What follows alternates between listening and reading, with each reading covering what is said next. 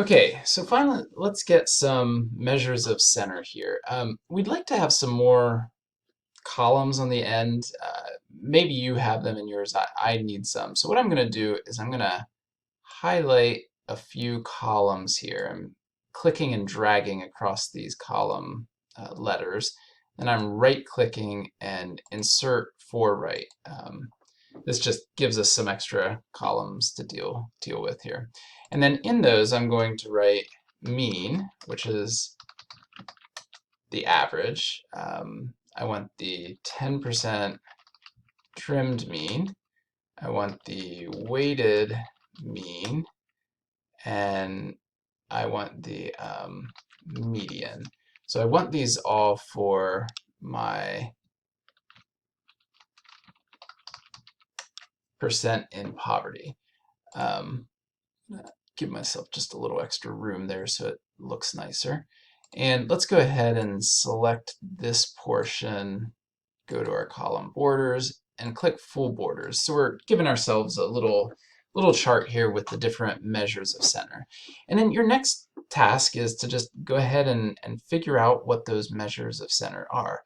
Please do not use hand calculations. Please use in fact, you need to use formulas to get full credit for this. So what I'm going to have you do is try to figure out what the formulas are, but I am going to show you, let me use the most complicated one here. I'll show you this one. So weighted mean, if I click an equal sign, that tells Google Sheets I'm going to be looking at a formula. What I typically do if I don't know what the actual function is, I just start typing weighted. And notice, as soon as I get the first few letters out, it's suggesting the formula average dot weighted. And that certainly seems good, so I'm going to click on that. And then it gives me some advice, the values that I'm going to be looking at.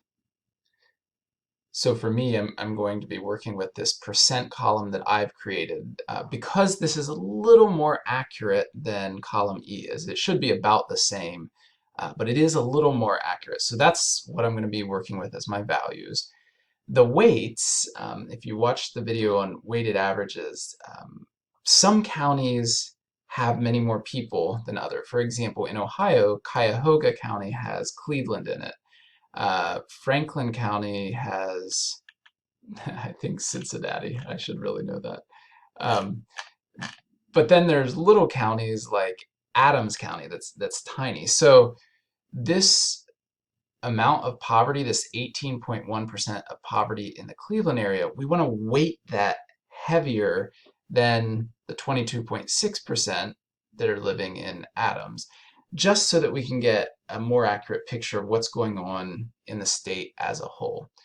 So I'm going to put my values in first, comma, then my weights, comma, and then there's some additional things that I could use.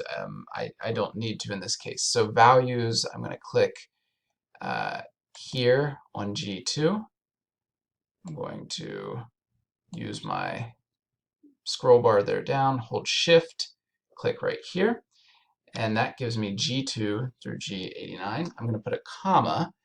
The weights, like I said, are those total population. I could click on that just like I did for column G, but just to show you a different way, now I can type in C2 colon C89, and then I'm going to put my parentheses. Actually, before I do that, notice that I have some examples here of what it should look like. That can be very helpful.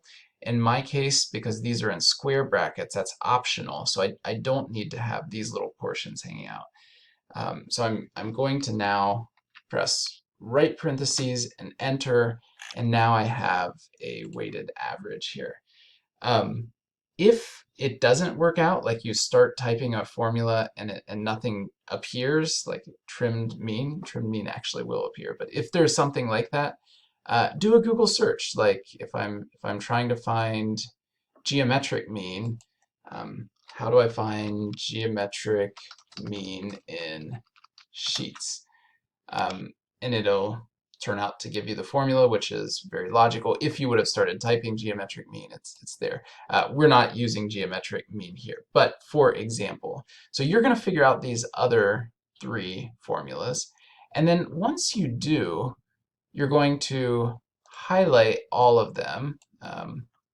Doesn't matter if we get the column header there or not, but we're clicking and dragging here to highlight all of these. I'm clicking on format, number, and then I'm going down to percent. Whether or not you get this percent or down here, I'm fine, but that will shift your decimals into a percent, which tends to be the way we use them more in typical day-to-day life.